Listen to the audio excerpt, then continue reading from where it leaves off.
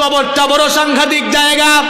কোরআন না শিখে কবরে যায়েন না রে ভাই, কবর কিন্তু ভালো আচরণ করবে না। স্বয়ং রব্বুল আলামিন আপনার কাছ থেকে মুখ ফেরাইয়া নিবেন। সূরাতুত তাহা এর 124 নম্বর আয়াত থেকে বাড়িতে গিয়ে আয়াতগুলো পড়বেন, সুন্দর করে মিলাবেন।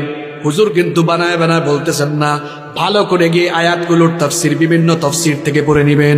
আল্লাহ তাআলা বলছেন, কোরআন থেকে যারা মুখ ফিরিয়ে নিবে, কোরআন যারা শিখবে না, পড়বে না, বুঝবে না, মানবে না, দুনিয়া আর আখিরাতে আমি তাদের জন্য শাস্তি রেখেছি টোটাল 3টা। জুরে কোন কয়টা? ভালো করে শুনেন, আল্লাহ তাআলা বলছেন, ওয়ামান আ'রাদা আন যিকরি ফাইন্না লাহু মাঈশাতান দানকা ওয়া নাহশুরুহু ইয়াওমাল কিয়ামাতি আ'মা।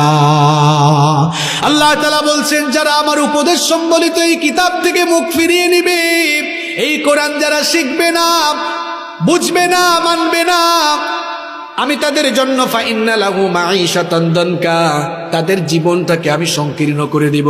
মুফাসসিরিনে কেরাম এই মাঈশাতান দানকার ব্যাখ্যায় দুটো অর্থ দিয়েছেন।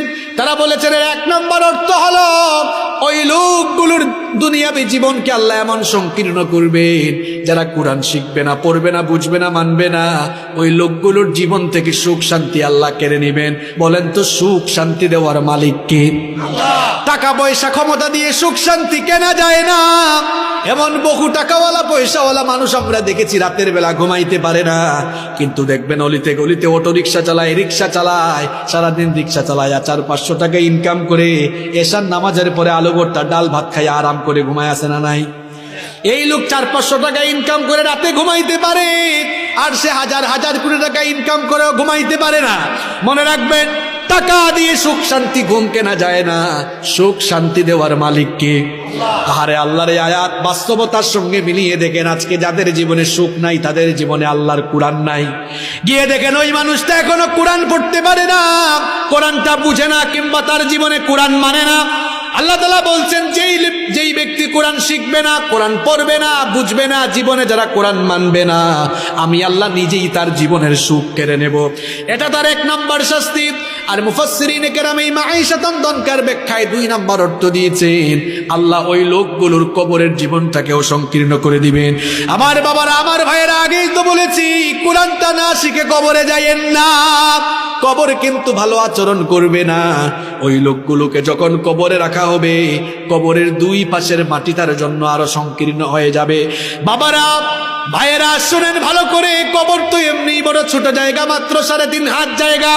কোরআনটা না শিখে, না পড়ে, না বুঝে, না মেনে যদি কবরে যান, ওই কবরটা এমনিতেই 3.5 হাত আরো বেশি সংকীর্ণ হয়ে আসতে থাকবে। ওই লোকগুলোকে যখন কবরে রাখা হবে, কবরের 2 পাশের মাটি এক হয়ে যাবে। 2 পাশের মাটি এক হয়ে এমন ভাবে চাপ দিবে, ওই লোকগুলোর এক পাশের পাজরে গিয়ে অন্য পাশের পাজরে এভাবে ঢুকে যাবে।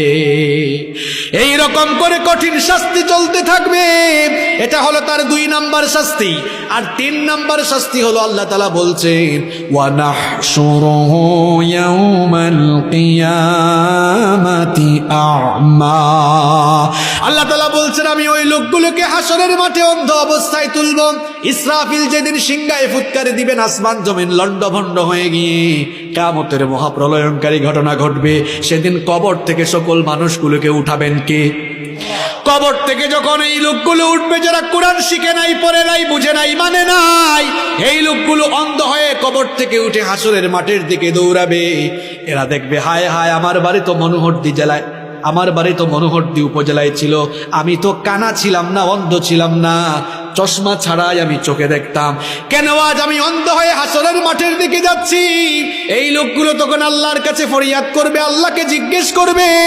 আল্লাহ কোরআনে বলছেন, এরপরের আয়াতে আল্লাহ বলছেন, এরা তখন আল্লাহর কাছে জিজ্ঞেস করবে, ক্বালা রাব্বি লিমা হাশারতানি আ'মা ওয়া ক্বাদ কুনতু বাসীরা।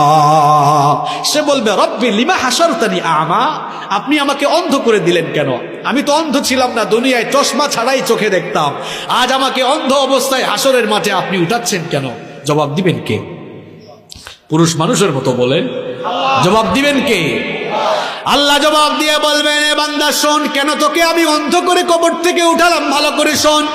আল্লাহ বলবেন, قال كذلك أتتك آياتنا فنسيتها وكذلك اليوم تنسى।